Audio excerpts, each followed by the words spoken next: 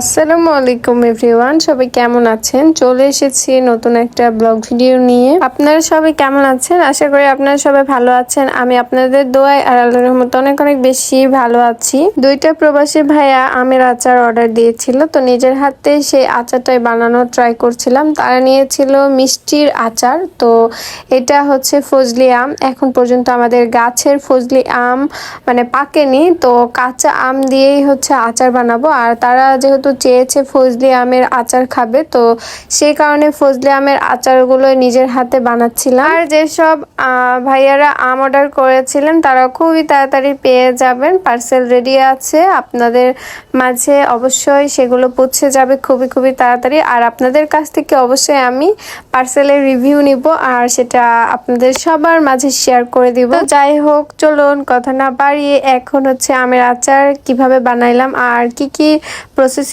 করে আমের আচার বানাইলাম সবকিছুই আমি এই ভিডিওতে শেয়ার করব।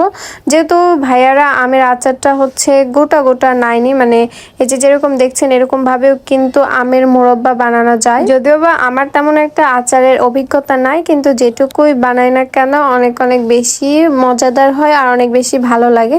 আর বাসা থেকে নিয়ে এসেছিলাম সরিষা, পাঁচফোড়ন, তারপর হচ্ছে যত রকম মশলা দেওয়া লাগে।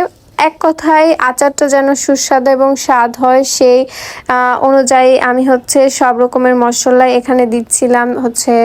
তারপর হচ্ছে ডালের যে পাঁচফোড়নটা থাকে পাঁচফোড়নটাও দিয়েছিলাম, তার সাথে হচ্ছে সরিষা বাটা দিয়েছিলাম, সরিষা দিয়েছিলাম এমনি কিছুটা। তো তারপর হচ্ছে এখানে হচ্ছে সোয়াবিনের তেল ইউজ করিনি, এখানে সরিষার তেল ইউজ করেছিলাম। আর আমটা দিয়ে নিলাম।